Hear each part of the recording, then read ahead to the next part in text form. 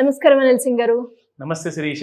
So మరి ఈ రోజు బంగారం ధర ఎలా ఉంది? దాంతో పాటు మనం చూస్తే బంగారం ధర పెరుగుతుంది అని చెప్తున్నారు. పెరిగే ఛాన్సెస్ ఉంటే ఎంత వరకు పెరుగుతుంది సార్?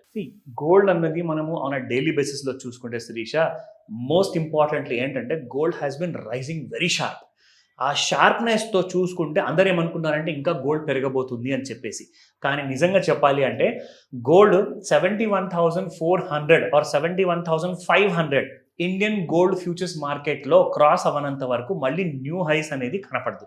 కానీ యాక్చువల్ గా గోల్డ్ ఒక ఫాల్ మోడ్ లో ఉంది.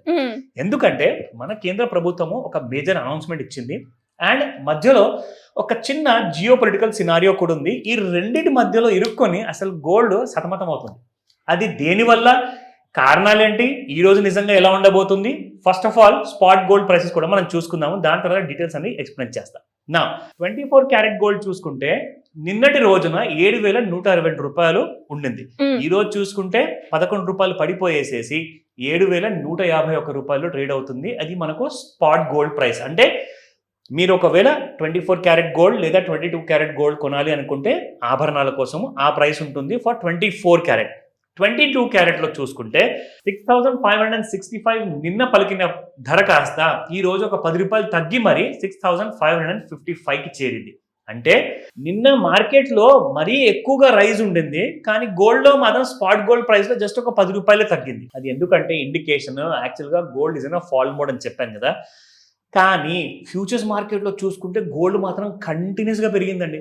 దీనికి కారణాలు 1,00,000 ఉండొచ్చు, కానీ పెరిగినప్పుడు మనకు ఎలా పడుతుందనేది విషయం మనకు తెలియాలి, ఎప్పుడు పడుతుందన్న విషయం కూడా తెలియాలి. ఆ పడే సంఘటన ఏంటో, ఆ చార్ట్ ఏంటో మనం ఒకసారి డీటెయిల్గా చూద్దాం. సో ఇక్కడ మీరు చూస్తున్నారు కదా శిరీష, ఇన్ఫాక్ట్ నేను ఒక ట్రెండ్ లైన్ డ్రా చేశాను ఇక్కడ. సో ఈ ట్రెండ్ లైన్ ని మనం యాక్చువల్గా if you want you can just reframe it again.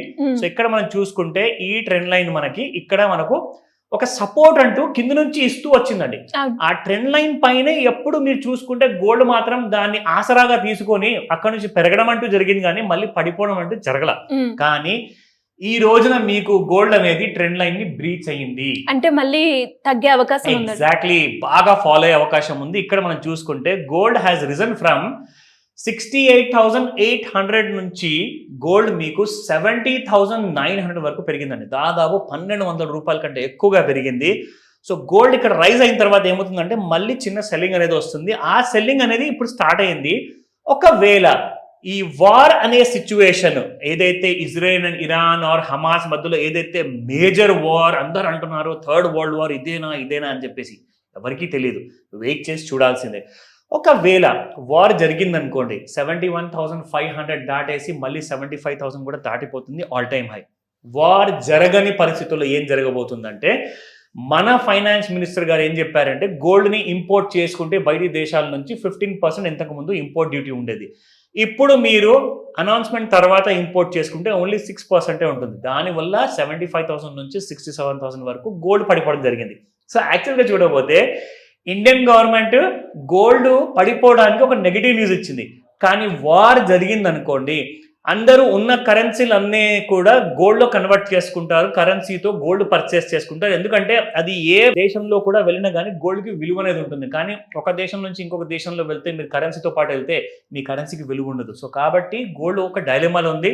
ఒకటే మాట చెప్తానండి, మీరు మరీ ఎక్కువగా క్వాంటిటీలో కొనాలనుకుంటున్నారంటే ట్రెండ్ లైన్ కింద ఉన్నంత వరకు మాత్రమే మీరు క్వాంటిటీస్ ప్రిఫర్ చేయండి. మళ్ళీ పైకి వెళ్ళిపోయిందంటే మళ్ళీ మీకు ఎక్కువ రేట్లో కొనాల్సి వస్తుంది. ఇంకా డౌట్స్ ఏమైనా ఉన్నాయా, ఖచ్చితంగా మీరు కనిపిస్తున్న నంబర్కి మీరు వాట్సాప్ మెసేజ్ పెట్టండి దయచేసి.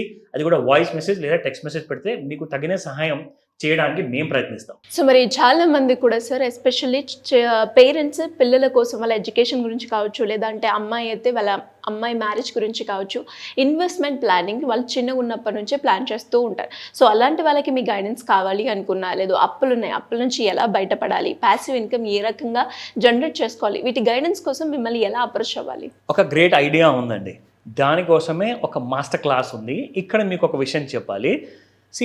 మీరు జీవితకాలం జాబ్ చేస్తూ ఉంటే జాబ్ చేస్తూనే ఉంటారు, కానీ మీరు అతి త్వరగా 60 years కంటే ముందే కూడా మీరు ఒకవేళ రిటైర్మెంట్ తీసుకోవాలంటే even at the age of 30-40లో కూడా మీరు ఉన్నప్పుడు రిటైర్మెంట్ తీసుకోవచ్చు. అది ఎలా పాసిబుల్? దానికోసము మీరు ముందు నుంచే ఒక పెట్టుబడి అనేది స్టార్ట్ చేశారనుకోండి. ఎస్ఐపి అందరు చేస్తున్నారు, కానీ ఎస్ఐపి ఎక్కడ చేయాలి, ఏ ఇన్స్ట్రుమెంట్లో చేయాలి, ఎంత వస్తుంది నాకు అన్నదే ముఖ్యం, ఎంత శాతం. ఎందుకంటే 5%, 10% అది మీకు బ్యాంకులో వేస్తున్నాయి, కానీ మీకు ఇక్కడ కనీసం 30% నుంచి 60% మినిమం రావాలి. అప్పుడే మీరు కోట్లాధికారి అవుతారు, మీకున్న కళలన్నీ కూడా సాకారం అవుతాయి. సో కాబట్టి ఈ క్లాస్లో మీరు అటెండ్ అయ్యారనుకోండి, ఈ మాస్టర్ క్లాస్లో మీకు ఒక అడ్వాంటేజ్ ఏంటంటే ఎస్ఐపి ఆర్ లంసమ్ ఇన్వెస్ట్మెంట్ చేసిన తర్వాత సరే కొన్ని లక్షలు కోట్లు మనం సంపాదిస్తాం, కానీ దానికంటే ముందే నేను అట్ ద ఏజ్ ఆఫ్ 30లో ఆర్ 40లో నేను రిటైర్ అవ్వచ్చా, లేదంటే 60 years వరకు ఆగే బదులు నేను 50లోనే రిటైర్ అవ్వచ్చా అంటే అవ్వచ్చు. ఎందుకంటే మీరు పెట్టిన ఈ సిప్పుల్లో మీరు ఎస్డబ్ల్యూపీ కూడా పెట్టుకోవచ్చు. SWP is nothing but systematic withdrawal plan. అవన్నీ కూడా ఈ మాస్టర్ క్లాస్లో నేను చెప్పబోతున్నాను. ఆన్లైన్ అండ్ ఆఫ్లైన్ క్లాస్ ఉంటుంది. మీరు త్వరగా స్క్రీన్ పైన కనిపిస్తున్న నెంబర్కి రిజిస్టర్ చేసుకోండి, కాల్ చేయకండి, వాట్సాప్ మెసేజ్ పెట్టండి, like text message or a voice message would do ఇమీడియట్గా. ఎందుకంటే class number will be very less. So ఇమీడియట్గా డేట్ అనౌన్స్మెంట్ కాబోతుంది, ఫాస్ట్గా రిజిస్టర్ చేసుకోమని చెప్తాను. Thank you sir, thank you so much. Welcome Sirisha.